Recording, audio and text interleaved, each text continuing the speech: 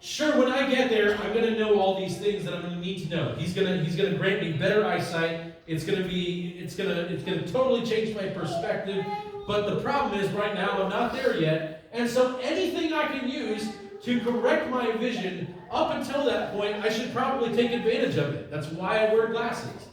I wear glasses because if I didn't, I would crash my car into things.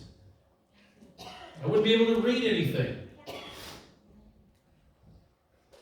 And the fact is that if we don't go to the scriptures, if we don't go to the throne room in prayer regularly, if we don't meet with believers regularly, if I'm not trying to learn all that I can about who God is and what impact it might have on my life, if I'm not doing those things, then my eyesight's going to fail.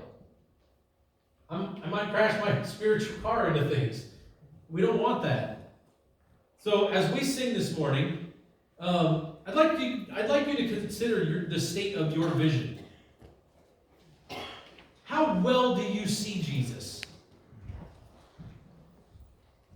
Is Jesus for you still just a teacher or a prophet? Or is he the Savior?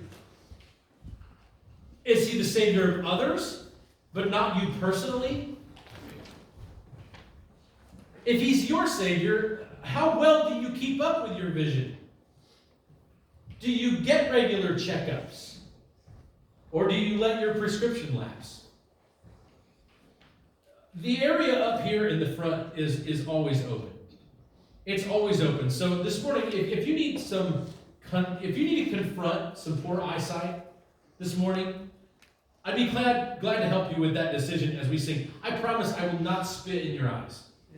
I promise I won't do that. But we will go to the throne room and pray. And God will hear your prayer. And God will give you a checkup. I can't promise he's not going to spit in your eyes, but I won't. But if he does, you'll gain clearer eyesight.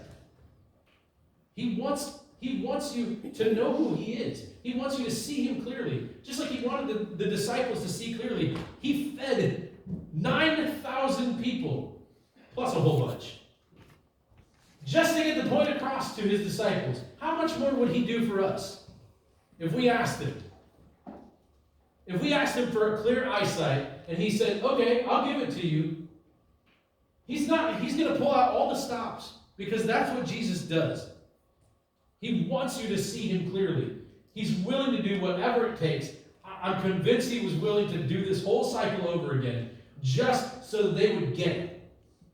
Fortunately, it only took 2. Which is great. Maybe Jesus was getting tired of breaking bread off. Maybe it would have been something different. I don't know. But Jesus is not afraid to spend the time helping you see him clearly. And neither am I. I'm not too busy. So if you want to come down here as we sing and get that checkup, that would be great. Y'all please stand.